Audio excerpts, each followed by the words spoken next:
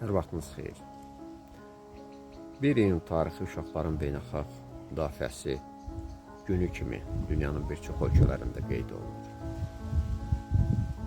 Və təəssüflə qeyd etmək lazımdır ki, bəşər tarixinin əvvəlki inkişaf mərhələlərində uşaqlara münasibət belə olmayıb. Və əvvəllər, xüsusilə də 20-ci əsrə qədər uşaqlara elə böyüklər kimi baxılırdı. Cəmiyyət və dövlət institutları uşaqları böyüklərlə eyni mərtəbədə nəzərdən keçirirdi. Məsələn, konkret desək, oğurluq cinayəti törətmiş azyaşlı və yaxud böyük arasında hər hansı bir fərq qoyulmurdu əksər hüquq sistemlərində və cəzalar demək olar ki, eyni idi. 20-ci əsrin əvvəllərində meydana gəlmiş bir sıra elmlər, xüsusilə sosiologiya, psixologiya, aparılmış elmi tədqiqatlar bu vəziyyəti kökündən dəyişdirdi və hesab olundu ki, müəyyən yaş həddinə çatmayan insan öz hərəkətlərini tam dərk edə bilmir, doğru nəticələr çıxartmır, bunun təcrübəsi, biliyi, savadı və s. yetmir. Və burada qeyd etmək lazımdır ki, yetkinlik yaşı məfhumu meydana çıxdı. Tam bugünkü müasir anlamda və tətbiq edilməyə başladı. Və bu fakt elmin nə dərəcədə zəruri olmasını sübuta yetirən faktlardan sadəcə biridir. Təbii ki, uşaqlara münasibətin dəyişməsində Birinci Dünya müharibəsinin gətirdiyi faciələr mühüm rol oynayıb. 1925-ci ildə Cenevrə şəhərində uşaqların beynəlxalq müdafiəsinin zəruriliyini vurğulayan bir konferans keçirilib. İkinci Dünya müharibəsindən dərhal sonra 1949-cu ildə Moskva şəhərində qadınların, səhv etmirəmsə adı belədir, Beynəlxalq Demokratik Federasiyası adlı bir təşkilat məhz bugünkü həmin 1 iyun tarixini uşaqların beynəlxalq müdafiəsi günü kimi tanıtdırıb və 1950-ci ildən etibarən dünyanın bir çox ölkələrində 1 iyun uşaqların beynəlxalq müdafiəsi günü kimi qeyd olunur. Ancaq vəziyyət təəssüflər olsun ki, müasir dövrdə də o qədər də ürək açan deyil. Bir statistik məlumatda oxumuşdum. 2021-ci ildə bütün dünya üzrə təqribən 1 milyarda yaxın uşaq müxtəlif zorakılıq faktları ilə üzləşib. Bu kifayət qədər düşündürücü bir məqamdır. Və sonda onu qeyd etmək istəyirəm ki, deməli, bundan sonra da bu sahədə ciddi elmi tədqiqatlara böyük ehtiyac var. Araşdırmalara böyük ehtiyac var, elmi araşdırmalara.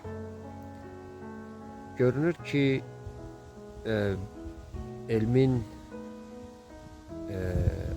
arayıb, axtarıb meydana çıxartdığı progressiv, faydalı metodlar zaman keçdikcə öz təsirini itirir, öz qüvvəsini itirir və negativ ünsürlər bu yeni elmi metodları, yanaşmaları aşa bilirlər. Və bugün biz görürük ki, əvvəllər əgər uşaqlara qarşı sadəcə cəmiyyət laqeyd biganə münasibət göstərirdisə, bir sıra hallarda indi feodal dövlətləridir də, orta əsr dövlətləri onların uşaqların qorunmasına münasibəti çox laqeyd idisə, müasir dövrdə artıq ailələrin özləri belə öz uşaqlarına, təbii ki, istisnalar çoxdur, bir sıra ailələr, bu ailələrin də təəssüfləri olsun ki, sayı dünyada kifayət qədər çoxdur. Ailələrin özləri uşaqlarına biganə və laqeyd münasibət göstərirlər. Məişət zorakılığına məruz qalan uşaqların dünyada bugün statistikası dəhşət vericidir. Və hesab edirəm ki, deməli, elmi daha ciddi və daha strateji elmi tədqiqatlara bu sahədə daha ciddi ehtiyac var. Uşaqların bayramını, onların müdafiəsi gününü qeyd etmək, onları əyləndirmək, gəzməyə aparmaq, bunlar çox gözəl hallardır. Amma mən şəxsən istəyərdim ki, sadəcə bir gün yox, elə hər gün belə olsun. Uşaqların gələcək həyatlarını daha uğurlu qurması üçün çox ciddi, zəruri tədbirlər həyata keçirilsin. Hər uşaq bir gün böyük olacaq və əgər uşaqlıq dövrünü zorakılıq, aqressiv bir mühitdə, zoraki, aqressiv bir mühitdə keçirəcəksə uşaq, təəssüflər olsun ki, böyüyəndə biz ondan hər hansı uğurlu bir nəticələr gözləyə bilməyəcəyik. Buna haqqımız da çatmayacaq cəmiyyət olaraq. Ona görə uşaqlar üçün onların psixologiyasına, onların anlayışına, qavramına uyğun bir mühit formalaşdırmaq çox önəmlidir. Xüsusilə də ailələr buna çox diqqət yetirməlidirlər.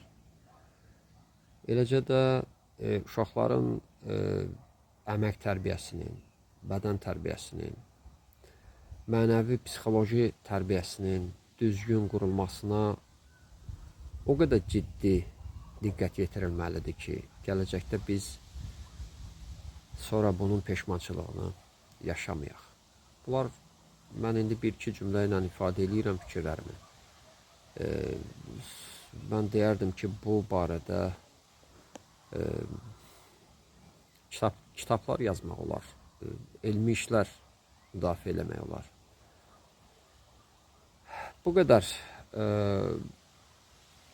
Gec də olsa fikirlərimi bildirdim uşaqların beynəlxalq hüquq müdafiəsindən bağlı, daha doğrusu beynəlxalq müdafiəsindən bağlı və beynəlxalq hüquq müdafiə deyəndə təəssüflər olsun ki, sadəcə hüquqi müdafiə təbii ki, yetərli deyil.